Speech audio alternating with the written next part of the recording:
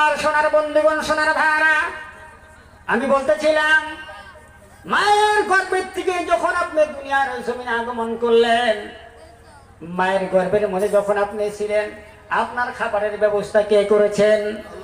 জোরে বলেন, কে করেছেন? আল্লাহ পাক আপনার খাবারের ব্যবস্থা করে দিলেন। আপনি যখন দুনিয়ার জমিনে আসলেন, পৃথিবীর জমিনের মধ্যে আগমন করার 6 মাস পূর্বে আমার আল্লাহ তাআলা আপনার জন্য খাদ্য রিজার্ভ করে আপনার মায়ের দুটি স্তনের মধ্যে জমা করে রেখেছে। যেরকম সুবহানাল্লাহ। আপনি যখন পৃথিবীর জমিনে আগমন করেছেন, ছোট্ট বাচ্চা যখন দুনিয়ার জমিনে আগমন করে, বাচ্চাটা যখন মায়ের স্তনের মধ্যে মুখ লাগায় দেয়, আমার আল্লাহ রব্বুল আলামিন বলেন, বান্দারে তুমি যখন মায়ের বুকের মধ্যে মুখ লাগায় যখন টান দিয়েছিল, চোষা মেরেছিল, কমপ্লিট দুধগুলা যদি একবারে তোর মুখের মধ্যে চলে আসতো, তোর মুখটা ভর্তি হয়ে যাইত, কচি কণ্ঠ নিঃশ্বাস করতে পারতি না, নিঃশ্বাসটা বন্ধ হয়ে যাইত, তোমার কচি কণ্ঠ নিঃশ্বাস করতে পারত না। আল্লাহ রাব্বুল আলামিন বলেন, পৃথিবীর মানুষ কেমনে করে তোমরা আজকে আমার আনুগত্য করো না, কেমন করে তোমরা আমার দাসত্ব গোলামি করো না।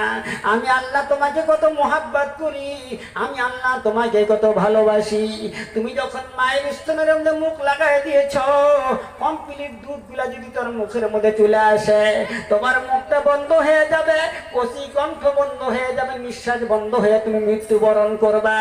এই জন্য আমি আল্লাহ তাআলা তোমার জন্য নিঃশ্বাস নিতে অসুবিধা না হয়, তোমার যেন মায়ের দুধ পান করতেও যেন কোনো কষ্ট না হয়, এই জন্য আমি আল্লাহ রব্বুল আলামিন মায়ের স্তনের মধ্যে একটা নয়, দুইটা নয়, তিনটা নয়, চারটা নয়, পাঁচটা নয়, 32টা ছিদ্র করে, 32টা ছিদ্র দিয়ে মায়ের বুকের দুধ তিল তিল করে পাস করে আমি আল্লাহ তিল তিল করে তোর জীবন বাঁচাই দিয়েছি। যেরকম সুবহানাল্লাহ।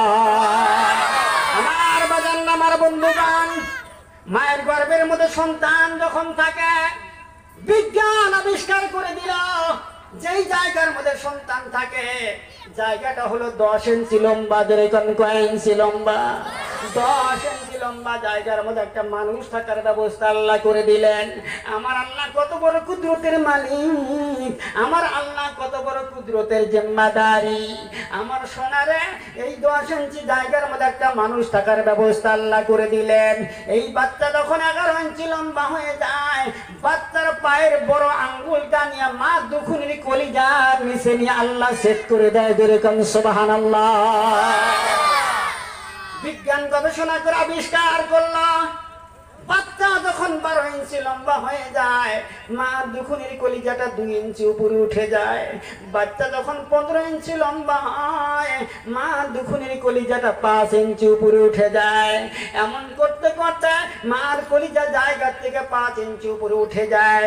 বিজ্ঞান গবেষণা করে রিসার্চ করে বের করে দিল, যেই সন্তানটা মার গর্ভের মধ্যে থাকে দীর্ঘ 8 মাস 9 মাস পর্যন্ত, ওই সন্তানটা গর্ভভূমিষ্ঠ হয় আগ পর্যন্ত মা দুখুনির কলিজার মধ্যে 4500 বার মার কলিজায় লাথি মারে। যেরকম সুবহানাল্লাহ।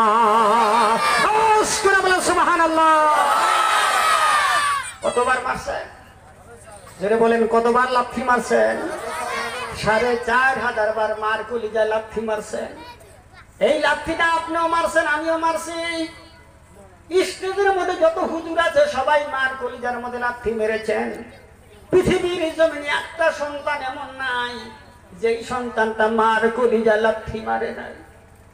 বিজ্ঞান গবেষণা করে বের করলো, সোনারে, যেই সন্তানটা মার কলিজার মধ্যে 4500 বার লাথি মারলো, এই সন্তানটা যদি পৃথিবীর কোনো বাবার কলিজার মধ্যে একটা লাথি মেরে দিত, বাবা সাথে সাথে মৃত্যুবরণ করে কবরে যাওয়া লাগতো।